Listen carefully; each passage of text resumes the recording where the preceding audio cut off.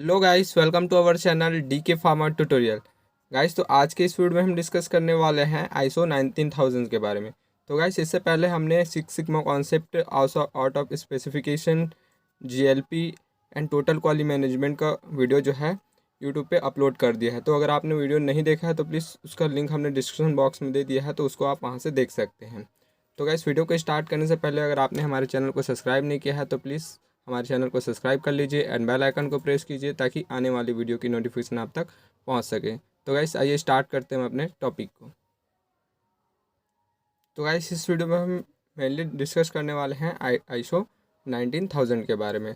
तो इसके बाद जो वीडियो हम बनाएंगे वो है आईसो 14000 के बारे में। तो हम सबसे पहले आज आईसो 19000 को अच्छे से समझ लेते हैं। तो आईसो 19000 क्या है उसको हम एक जनरल टर्म्स में आपको एग्जांपल से समझाते हैं।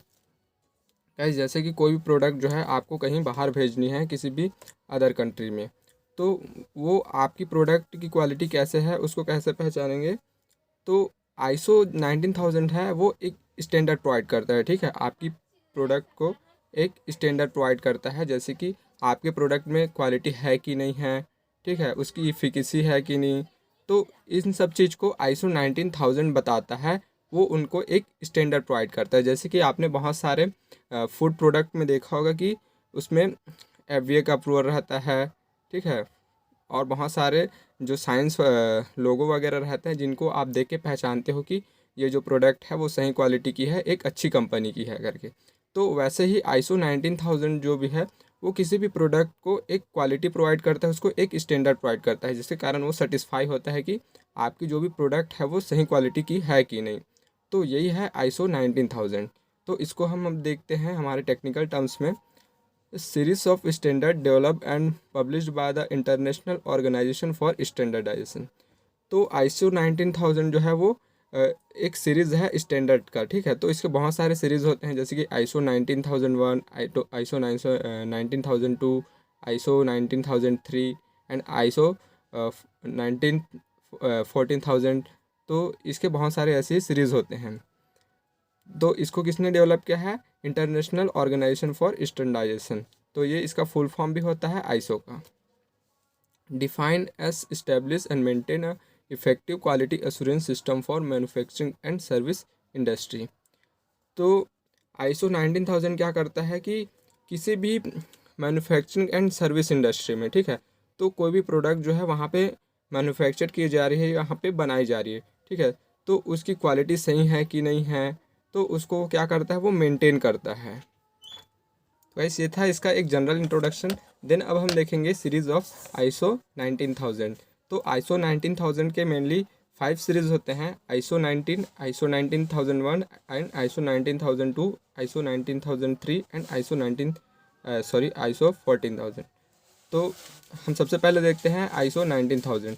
तो जो आपको कोई भी प्रोडक्ट में अगर स्टैंडर्ड लाना है, ठीक है, तो आप कैसे सिलेक्ट करेंगे स्टैंडर्ड को आपके बिजनेस के लिए, उसको बताता है आईसो 19000। सॉरी, तो हमने यहाँ पे आईसो 900 लिख दिया है, तो ये है आईसो 19000। ठीक है, तो आईसो 19000 ये बताता है कि आपको आपके बिजनेस को इम्प्रूव करने के लिए आपको कैसे स्टैंडर्ड को सिलेक्ट करना है। देन तो इसका एप्लीकेशन क्या है? तो ये जितने भी इंडस्ट्रीज होते हैं, ठीक है, जैसे कि फूड इंडस्ट्रीज हो गया और भी बहुत सारे इंडस्ट्रीज होते हैं, ठीक है, तो ये सभी इंडस्ट्री में आईसो 19000 जो है वो इम्पॉर्टेंट है, सभी के पास ये होना चाहिए। देन सेकंड है आईसो 19001। तो आईसो 19000 का इस क्या बताता है कि quality assurance in design development and production and installations. तो इसका एप्लीकेशन क्या है? Applicable to the engineering and construction firm. तो जो आईसो 19001 है वो इंजीनियरिंग एंड कंस्ट्रक्शन फिर्म रहते हैं उनके लिए एप्लीकेबल होता है। देन सेकेंड है ISO 19002, quality assurance in production and installation. तो ये प्रोडक्शन एंड इंस्टॉलेशन में इसका इम्पोर्टेंट है। तो इसका एप्लीकेशन कहाँ पे किया जाता है? Steel car manufacturing industry. तो स्टील और कार मैन्युफैक्चरिंग इंडस्ट्री में इसका एप्लीकेशन किया जाता है। देन थर्ड है आईसो 19, सॉरी फोर्थ आईसो 19003। तो ये क्या बताता है? जो भी टेस्टिंग एंड इंस्पेक्शन है उसमें क्वालिटी एश्योरेंस को बताता है। तो इसका एप्लीकेशन जो है वो भी मतलब ऑल इंडस्ट्रीज़ में। तो ये भी ऑल इंडस्ट्रीज़ में इसका एप्लीकेशन किया जाता है, मतलब हर एक इंडस्ट्री के पास ISO 19003 का जो है वो स्टैंडर्ड होना चाहिए। देन फिफ्थ है ISO 14000, तो क्वालिटी अश्योरेंस इन इन्वायरमेंट। तो इसको हम डिटेल से अलग से वीडियो में देखेंगे। तो ISO 14000 भी है, वो हर एक इंडस्ट्रीज़ के पास होना चाहिए। तो ISO 14000 हमको ये बताता है कि आप जो भी कंपनी है, आपकी जो भी इंडस्ट्री है, ठीक है, उससे इन्वायरमेंट को कोई भी मतलब उसको कोई भी नुकसान ना हो, तो इसके लिए ISO 14000 जो है वो रहता है। तो ये थे कुछ सीरीज़ ऑफ ISO 19000। देन अब हम देखेंगे ऑब्जेक्टिव ऑफ ISO 19000। तो अब हम देखते हैं इसका ऑब्जेक्टिव। तो सबसे पहले है to facilitate international trade of goods and service. तो ISO 19000 क्या करेगा, कोई भी आपका ट्रेड है, कोई भी आपका व्यापार है, ठीक है, तो उसको क्या करता है, ये फैसिलिटेट करता है। क्यों, कैसे फैसिलिटेट करेगा, क्योंकि इसमें ISO का क्या रहेगा, एक स्टैंडर्ड रहेगा, ठीक है। ISO 19000 का स्टैंडर्ड है, मतलब क्या होगा, इससे कस्टमर जो है वो काफ़ी सेटिस्फाई रहेगा, क्योंकि वो जो प्रोडक्ट है उसकी क्वालिटी अच्छी रहेगी, ठीक है। एंड सेकेंड है to obtain competitiveness by obtaining required quality in the cost effective way. तो कॉम्पिटिटिवनेस भी ऑब्टेन होगा, क्योंकि आपकी जो प्रोडक्ट है उसकी कॉस्ट भी अच्छी है और जो आपकी क्वालिटी चाहिए वो भी उनको मिल रही है। तो कॉम्पिटिटिवनेस भी क्या होगा, इंक्रीज़ होगा। Promote total quality control system, तो क्वालिटी कंट्रोल सिस्टम भी प्रमोट होगा। एंड फोर्थ है provide confidence to the customer.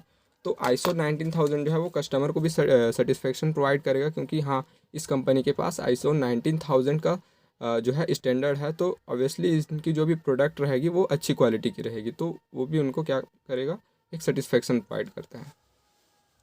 Then अब हम देखते हैं बेनिफिट ऑफ ISO 19000। तो इनके क्या बेनिफिट है उसको हम देख लेते हैं। इंक्रीज मार्केट एबिलिटी, तो मार्केट एबिलिटी बढ़ेगी ही, क्योंकि कस्टमर का कॉन्फिडेंस इंक्रीज होगा, मतलब क्या होगा, कस्टमर ज़्यादा से ज़्यादा उस प्रोडक्ट को लेंगे, ठीक है, तो क्या होगा, मार्केट एबिलिटी भी बढ़ जाएगी। Reduce operational expense.